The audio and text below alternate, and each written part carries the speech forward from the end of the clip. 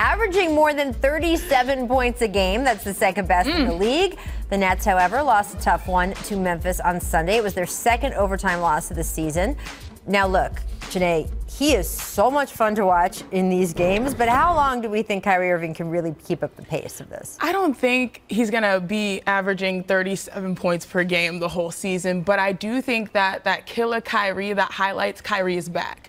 Just seeing like the reverse layup he hit with his crazy bounce. This heavy, gotcha. Like this is so much fun to see him operate in space, and I was wondering, why does he feel like he has new life? I think this is the first team where he knows he's alpha. Meaning in Cleveland, he played with LeBron. In Boston, Jaylen Brown, Jason Tatum, Al Horford. He was alpha, but the mindset of his teammates were like, I'm alpha too. Right. This is the first team where he knows he's number one option and no one else questions it. That's why you're seeing him erupt for 50. I think those game-winning shots will start to go down even more as he explores his game. But right now, Kyrie Irving is back, and it's fun, especially with the highlights. I feel like I've seen some of those shots before, and I feel like I've seen some of these stats before. I mean, Kyrie's averaging 37, but how many shots is he taking to every game? There's a lot. Is this reminding you a little of like Pete Kobe? Of like Kobe on the team where he just went for 50 every night because he kind of had to, right? Like taking 26 field goal attempts a game, I think that's high. That's high. That's Kobe Bryant kind of territory, and that is a guy he grew up watching. That is a guy that he grew up emulating. High usage rate. I don't know if the Nets are going to want to play this way the whole time. That was my question, right? Because there's certain times, certainly during Pete Kobe, as you say, where we know he felt he had to take all the shots. There were points last season where James Harden, they had so many injuries on that team. His usage rate was incredibly high, and then even once they got people back, obviously we know how that whole season played out. The Nets culture that Kyrie Irving came to was a little bit more of a collective together kumbaya culture. Now, D'Angelo Russell obviously had a great season. They're trying to integrate Karis LeVert back into there. I am curious how they want to play going forward, but I do think you're right that even in Kenny Atkinson's wildest dreams of team concept, Kyrie is still the alpha, right? He's still the guy who can go get you the shot. He can go lead the team. And it's exciting for their fans, too, right, to have a guy like this. I've had so much fun watching him just as a League Pass viewer.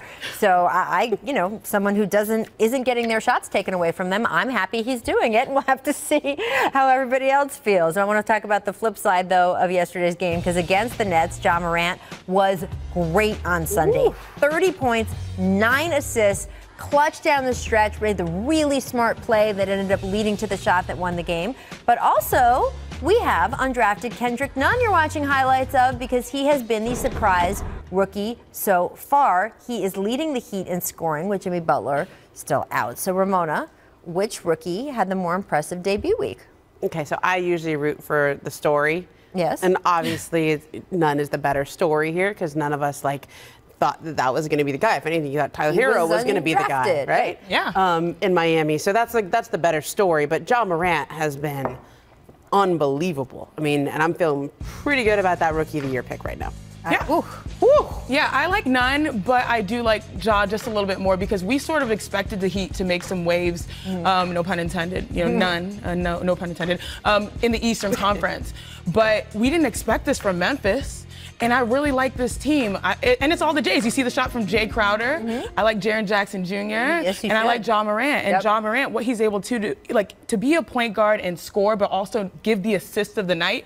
He just has so much. It seems like he plays with experience and poise, and this is just game, 2-3 for him. This is very impressive core rebuilding for Memphis, right? Considering how reluctant they were to let go of sort of the last wisps of grit and grind because they don't historically attract free agents, right? And they want to keep their fan base, TV contracts, all of that kind of stuff. They are a fun, exciting team to watch. And it is one more team in the West where there's not a night off against, right? I mean, we're just seeing the Suns beat the Clippers yesterday. There is not a team right now in the West where I can say, easy W, right? And the fact that Memphis has become a team you can't say that against either is impressive. We'll see how long it lasts. You've got a lot of young players there who might start to hit that wall, but fun to watch right now.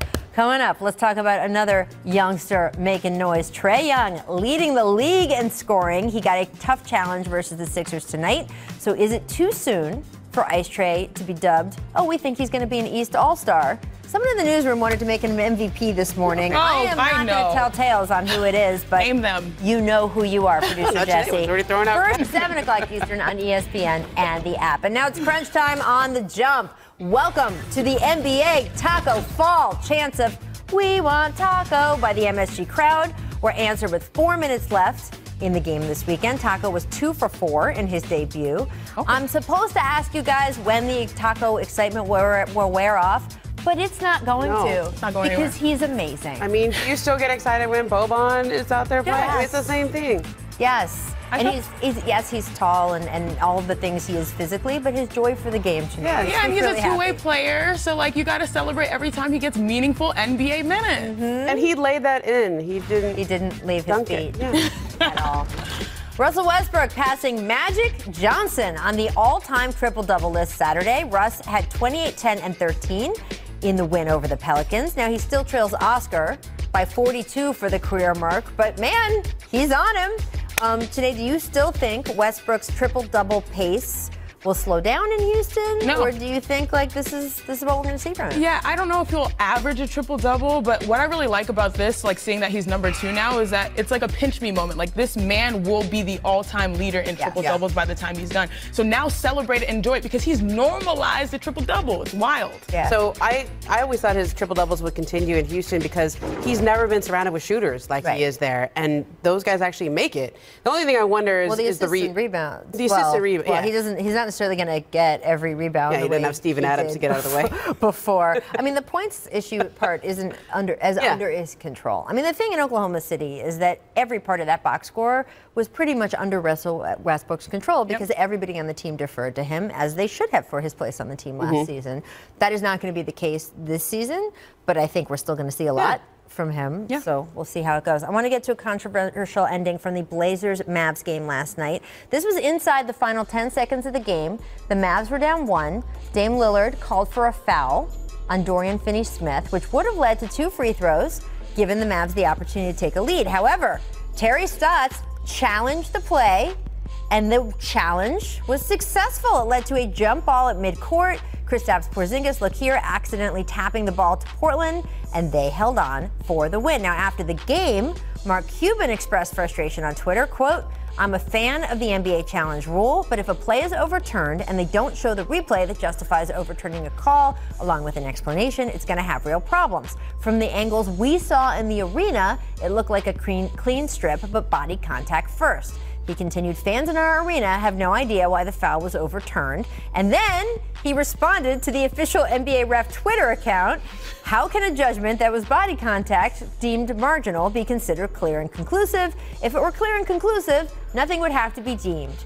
Correct?" So Mark Cuban has all kinds of energy. CJ McCollum had a little bit of energy responding to Cuban with this: "Good defense, clean strip. Review worked in our favor tonight. I'm sure it'll come back around from y'all." So, look, Janae, how do you feel about Mark Cuban? Multiple tweets, including at the refs after the game, which, I mean, why should anything be different on Twitter than in real life?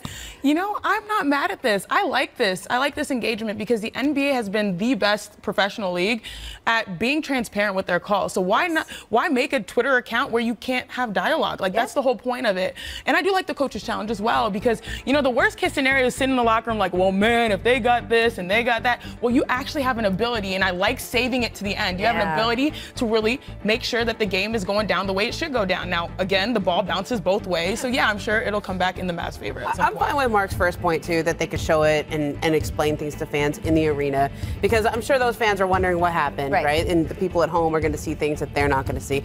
But I actually like the coaches challenge, too, and I love this one because Terry Stotts said after the game, I was reading in Tim McMahon's story about this, he said, you know, I've said to my players, when we have a coaches challenge, you have to be honest with me, okay? Everybody thinks that they didn't foul. Thinks they fouled. I didn't foul. But he said, if I'm going to use that challenge, you had better tell me the truth. And Dame Lillard said, I'm telling you the truth. I didn't foul. I got it clean. And afterwards, all Dame wanted to talk about it. See, I told you I didn't foul.